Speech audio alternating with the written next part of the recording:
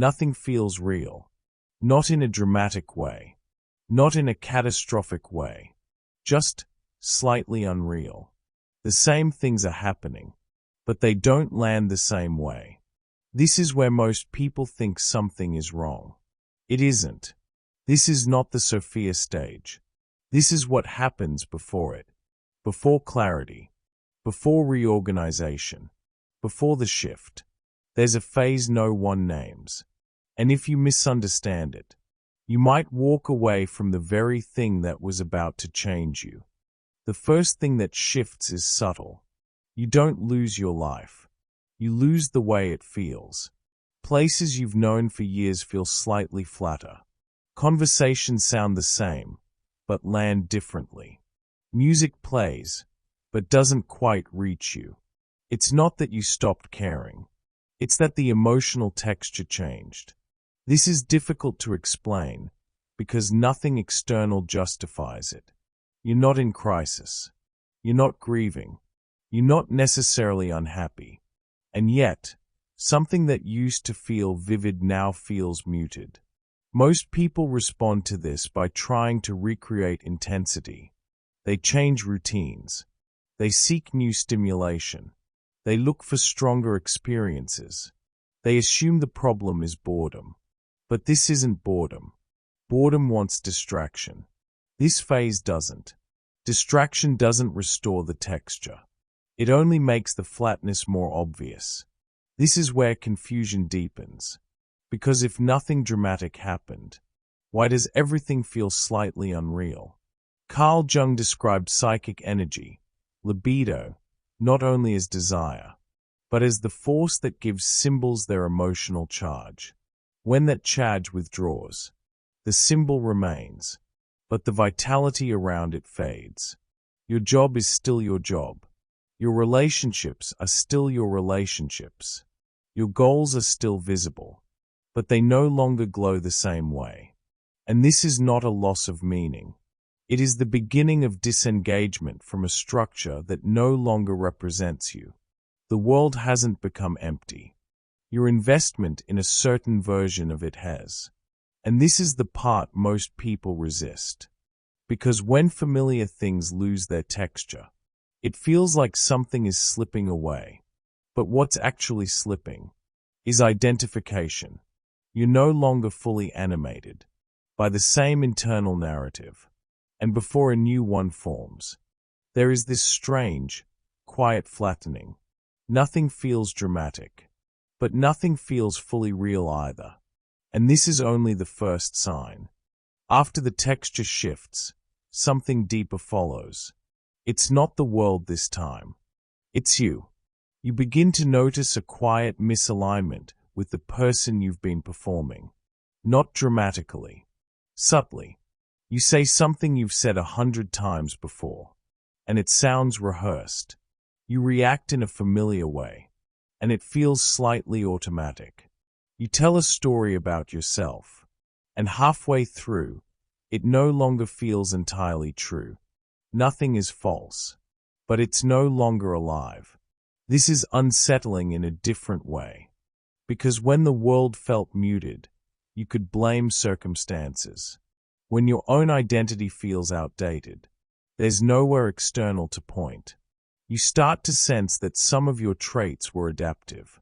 Some of your ambitions were compensatory.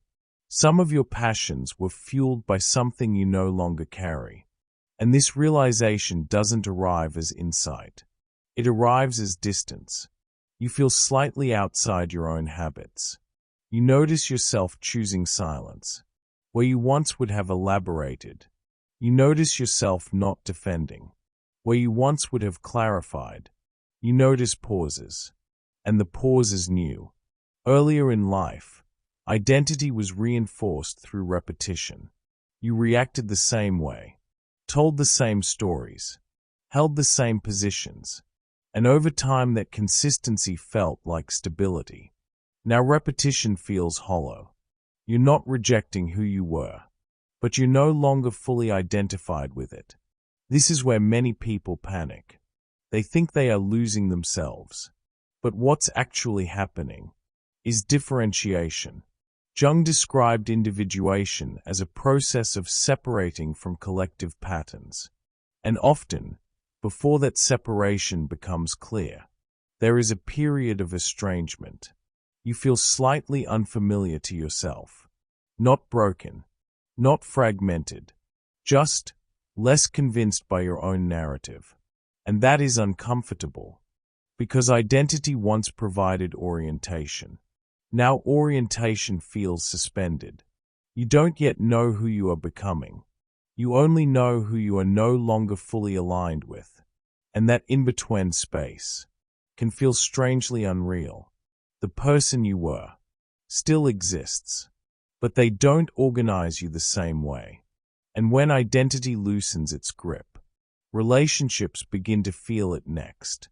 When your identity begins to loosen, relationships are the first to register it, not because anything explodes, but because your participation changes. You respond, but with less urgency. You listen, but with more distance. You speak, but with fewer explanations. And at first, even you may not notice. You simply feel less compelled, less driven to maintain rhythm, less inclined to anticipate reactions, less concerned with how you are being received. This is subtle. You don't withdraw. You don't announce boundaries. You don't create confrontation. You just stop leaning forward. And when you stop leaning forward, the space between you and others becomes visible. Some people step closer. They sense the shift and try to restore familiarity. They ask more questions. They seek reassurance. They try to reactivate the old dynamic. Others step back. They feel the change and interpret it as loss. But what has actually changed is not affection. It's compulsion. Earlier, connection may have been sustained by anticipation, by the need to clarify, to repair quickly, to prevent misinterpretation. Now that reflex weakens, silence doesn't feel threatening. Misunderstanding doesn't feel urgent. You notice that you no longer rush to smooth tension. You allow pauses to exist. And that can unsettle people, because most relationships are organized around shared patterns of reaction. When one person stops reacting the same way, the structure wobbles. This is where many assume something is wrong. They wonder if they've become detached. But detachment feels cold. What you're experiencing is different. It's steadier. You're no longer managing emotional fields. You're observing them. And for some connections, that observation deepens intimacy. For others, it reveals imbalance. You start to see where effort was uneven, where explanation carried more weight on your side, where maintenance required more energy than you realized. And instead of correcting it immediately, you wait, not passively, not defensively, just without urgency.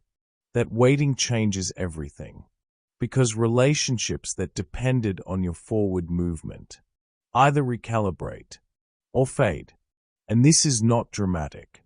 There are no big endings, just a quiet redistribution of closeness. You don't chase. You don't resist.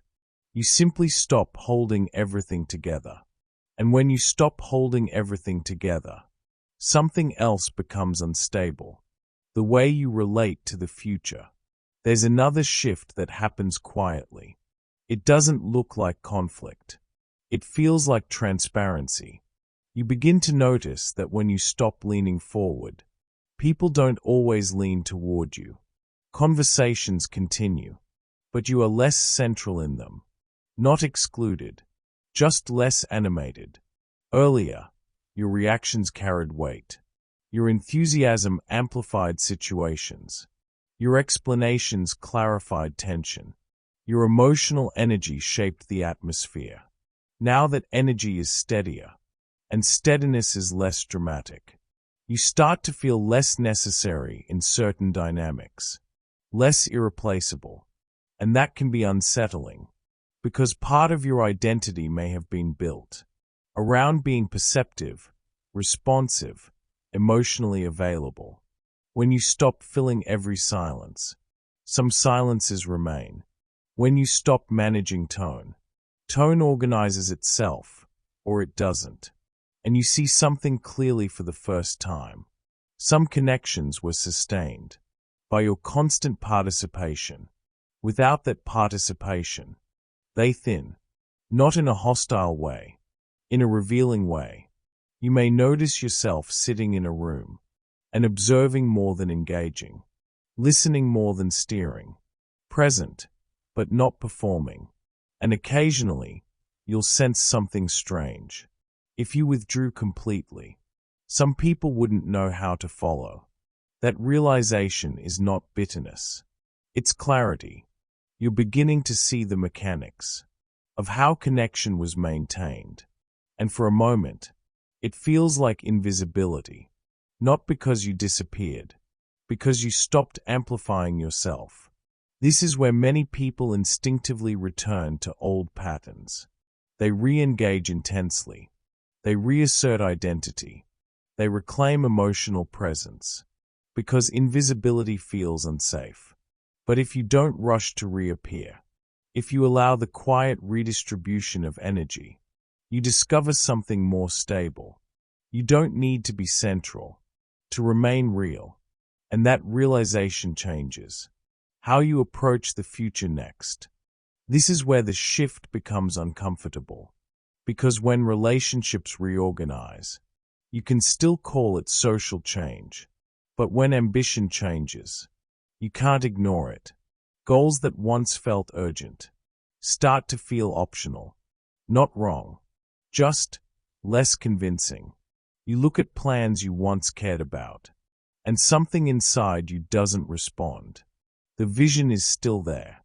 The energy isn't. There is another detail most people don't expect. When ambition shifts, success changes with it. You achieve something, and the internal reaction is quiet. No surge, no elevation, no amplified confirmation that you are moving forward. Earlier, achievement reinforced identity. It proved something to others, to yourself, to the version of you that needed progress to feel stable. Now accomplishment registers differently.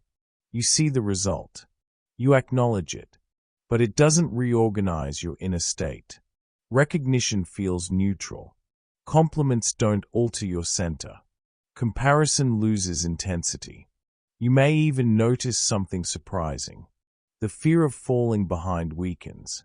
Not because you stopped caring, but because being ahead or behind no longer defines your orientation. This can be deeply disorienting, because ambition once gave structure to self-worth. Now self-worth feels less connected to performance, and without performance pressure, success feels smaller, cleaner, less dramatic. Earlier, every milestone carried emotional charge. Now milestones feel informational. You don't dismiss them. You simply don't build yourself around them. This is where many people mistake calm for stagnation. They assume something must be wrong, because the emotional high is missing. But the high was tied to validation. When validation loses authority, achievement becomes proportional. It no longer inflates identity. It simply exists. And this shift is quiet but radical. Because once success stops feeling personal, the future loses its grip as well. This is where most people think they've lost their drive. They try to correct it. They push harder.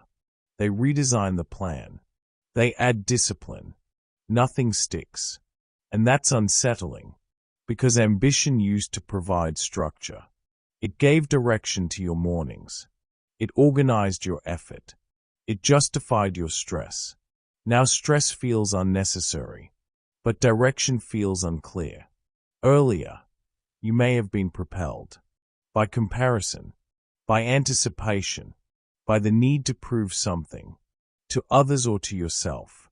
That propulsion fades, and without propulsion, movement feels strange.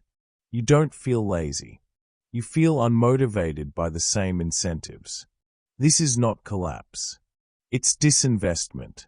Jung wrote that psychic energy withdraws when a form no longer serves development. When that happens, the structure doesn't disappear immediately. It empties first.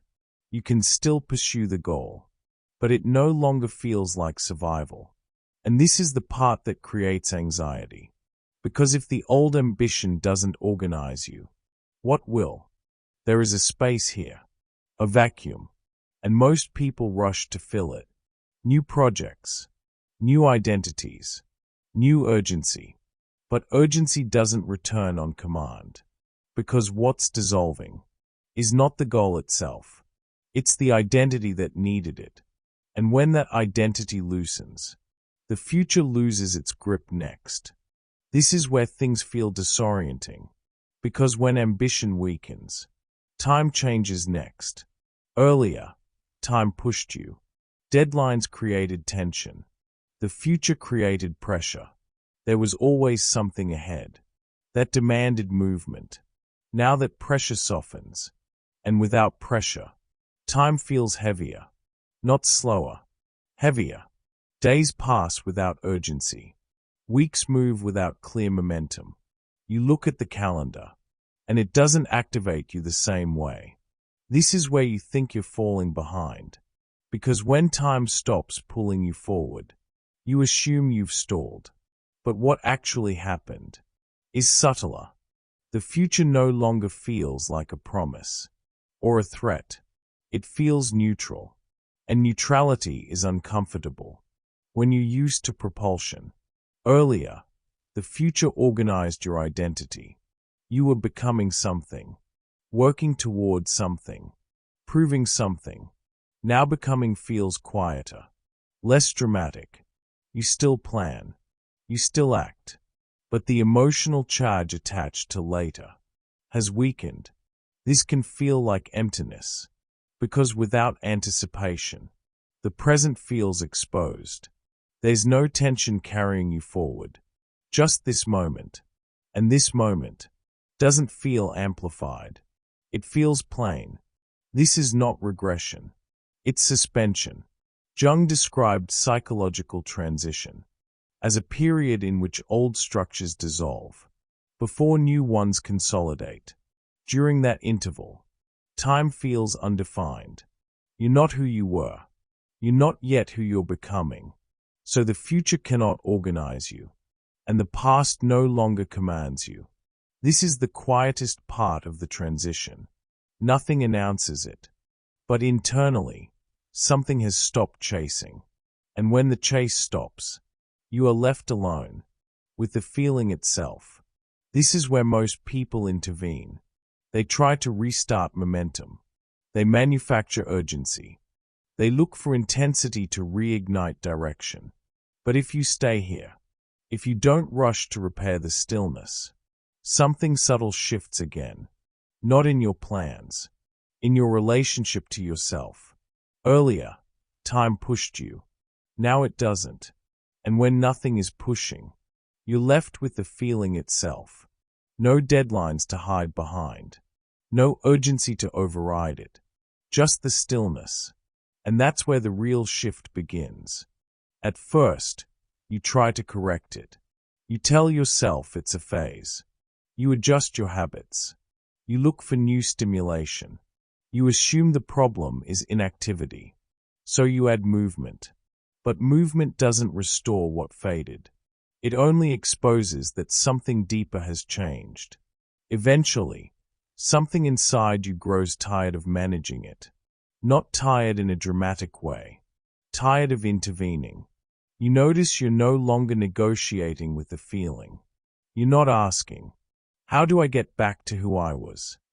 You're not searching for a replacement intensity. You're simply letting it exist. That's new.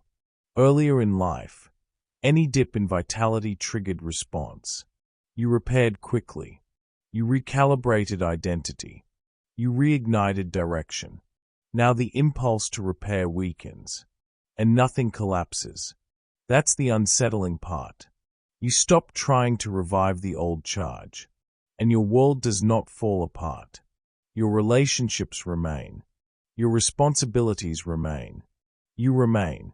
The urgency to restore yourself dissolves, and in its place, there is something unfamiliar. Stability without excitement. Presence without propulsion. You begin to understand something quietly radical. The intensity you were trying to recover belonged to a version of you that no longer organizes your life. You don't feel dramatic loss. You feel release from compulsion. Jung spoke about individuation as the withdrawal of identification with the persona, the socially reinforced self-image that once structured behavior and desire. That withdrawal is not loud. It doesn't come with revelation. It comes with a reduction of urgency. You are no longer trying to perform continuity with your former self.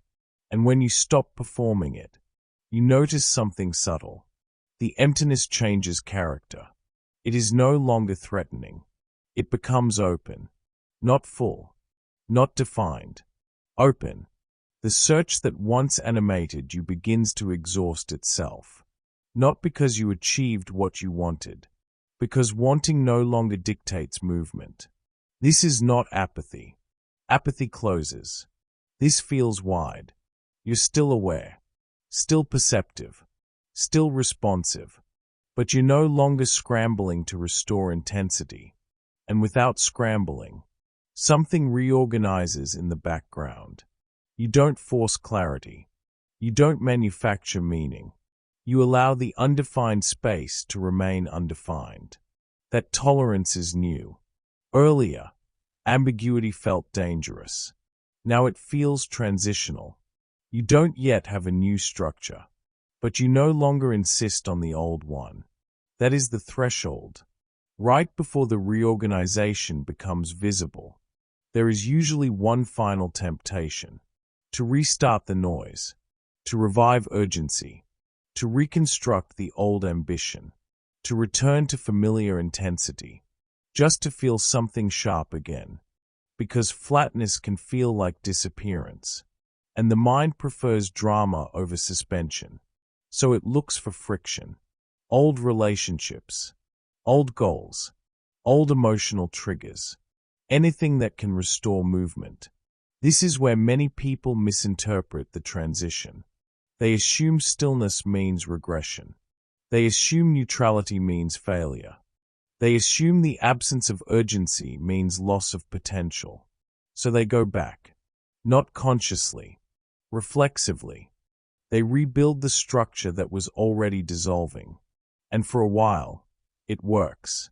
Intensity returns. Momentum resumes. Identity feels solid again. But the underlying misalignment remains.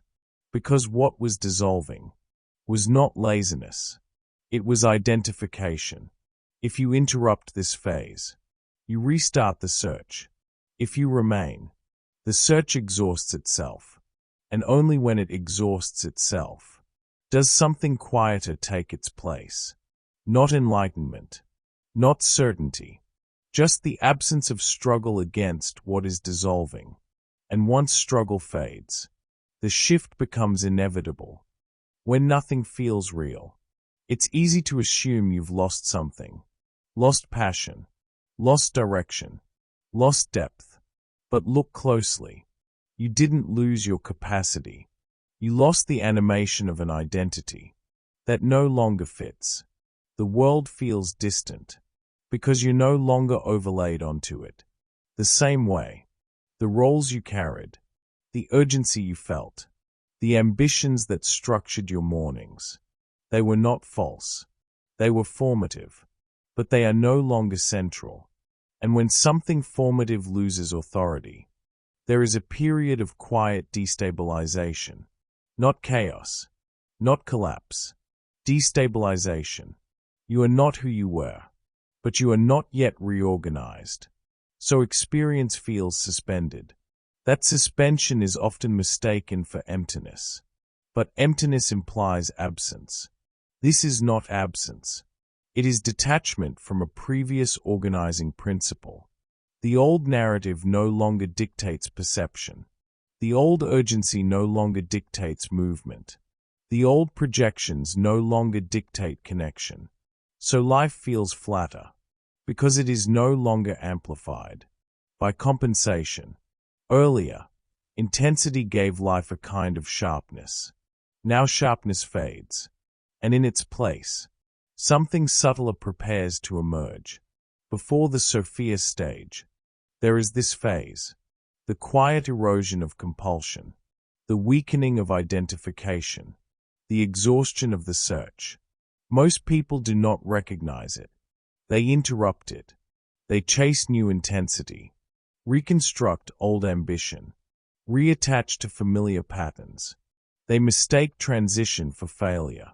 But if you remain here, without forcing direction, without repairing identity, without manufacturing urgency, something aligns. Not dramatically, precisely.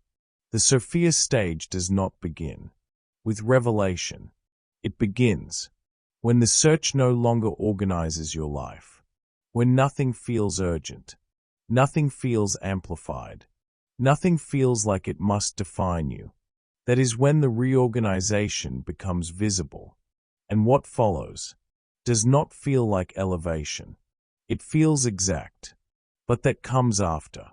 Nothing feels real, because something false is dissolving. You are disengaging from a version of yourself that has completed its function. And when a structure completes its function, it dissolves quietly. Stay there. Do not rush to revive what is fading, because what comes next does not need intensity. It needs space, and space is already forming.